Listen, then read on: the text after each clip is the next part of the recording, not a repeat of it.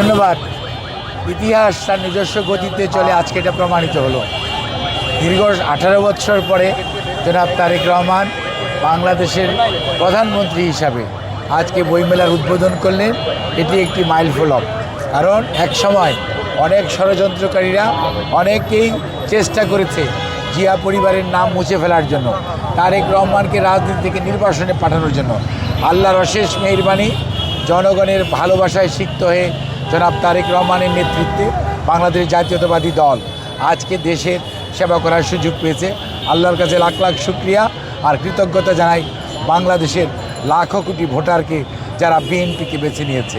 আর আজকের এই সুশৃঙ্খল উদ্বোধনী অনুষ্ঠান বলে দিচ্ছে আগামী দিনের বইমেলা হবে সুন্দর, সুশৃঙ্খল।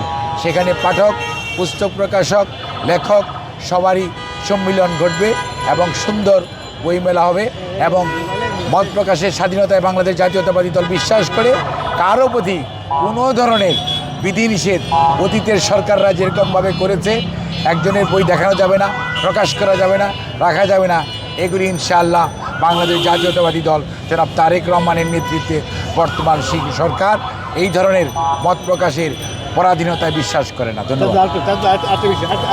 যেটা হচ্ছে যে এত বছর যে এখন তারেক রহমান জিয়া সেই এবং স্বাধীনতার সঠিক ইতিহাস এই বইগুলোর মাধ্যমে আসতো, নতুন করে কিছু আসবে কিনা? ইতিহাস না বানানো যায় না, ইতিহাস ধারণ করে, ইতিহাস সৃষ্টি হয়।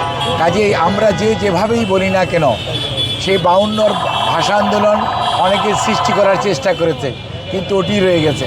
62 শিক্ষা আন্দোলন, 69-এর গণ অভ্যুত্থান, 71-এর মহান মুক্তিযুদ্ধ, 75-এর পট পরিবর্তন, 7ই নভেম্বর 1975 এবং 90-এর স্বৈরাচার বিরোধী আন্দোলন, সর্বশেষ 111 এবং 24-এর জুলাই এবং আগস্ট, 24-এর জুলাই আগস্ট, আর সর্বশেষ 12ই ফেব্রুয়ারি। ইতিহাস তার নিজস্ব ধারায় বইছে।